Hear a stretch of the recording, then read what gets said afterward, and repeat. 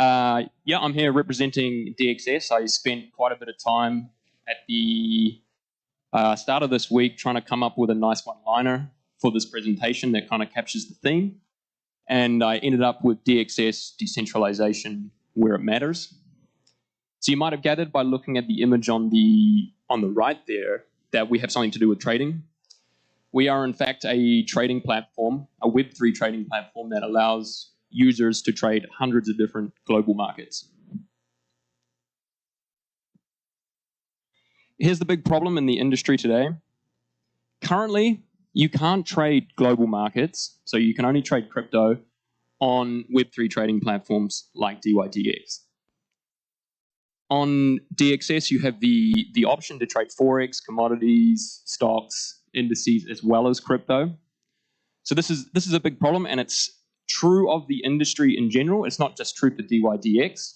Well, I'm using dydx as an example in this presentation because there's something like 70% market share, but it's also true for the likes of GMX, Perpetual Protocol, and so on. Okay, so on this slide, I'm doing a little bit of a product comparison between DXS and dydx and these sort of Web3 trading platforms. And as you can see, looking at the table, there's kind of more similarities than differences between the two.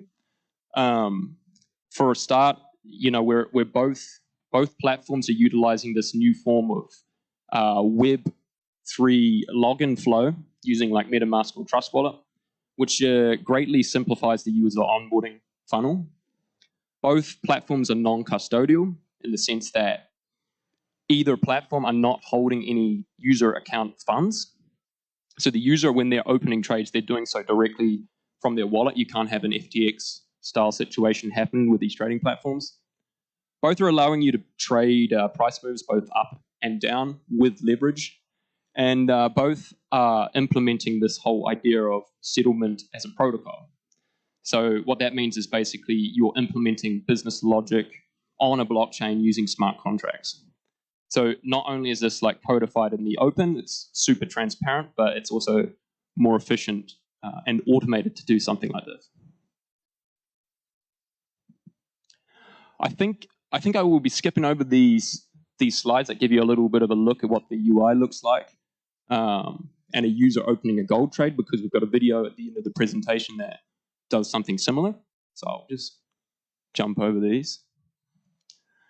I put this slide in to kind of give you an idea of where we're at, and that DXS is a real company. It's been around for a while and it's got some real traction out there in the market. So DXS has been operating for about 3 years now.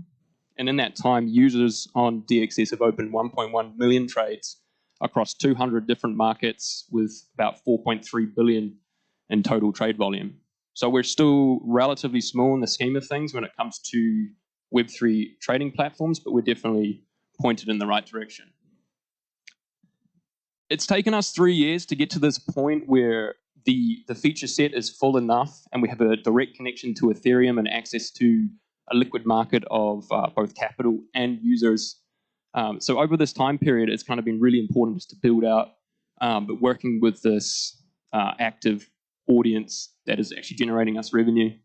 But the question now kind of becomes how much energy, how much money can we put towards customer acquisition going forward, because this is now our main goal moving forward. So on this table on the right, you won't usually see this from trading companies, this level of transparency. But yep, I'm more than happy to share like our full numbers. We've got something like 1,000 customers over the last 3 years. And on average, they're opening about 34 trades a month. And that's generating for us average revenue per month per user of about $22, which means our customer lifetime value is pretty high. You might think $750 customer lifetime value is pretty good. When you compare this to our competitors in the Web3 trading space, this is still very small. I think dydx has something like $4,000 customer lifetime value per customer. Right, and the key reason for that is that we've been very cautious in the last 3 years to keep market limits relatively low to kind of hedge against risks of unknown bugs and exploits and things. So as we lift these limits going forward, we should see this customer lifetime value also sort of rise as well.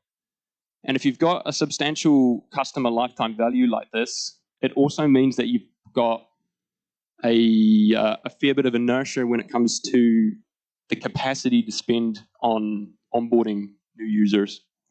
So we're just starting to think about this now. These next couple of slides are basically just summarizing what I've just said. So we've got the application all set up. We've got the protocol up and running.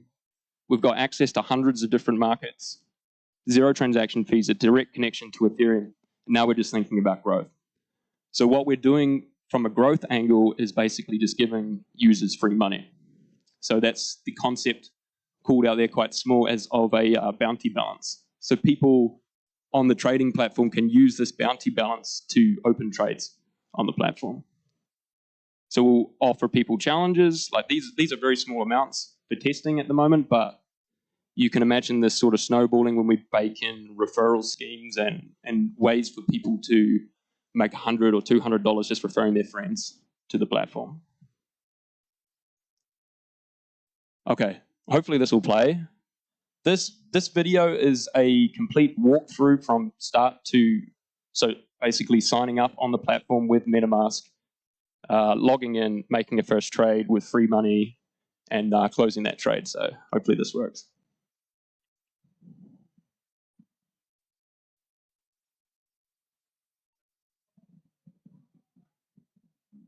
Maybe not. If it doesn't, we can quickly return to the, hang on. Try that one more time.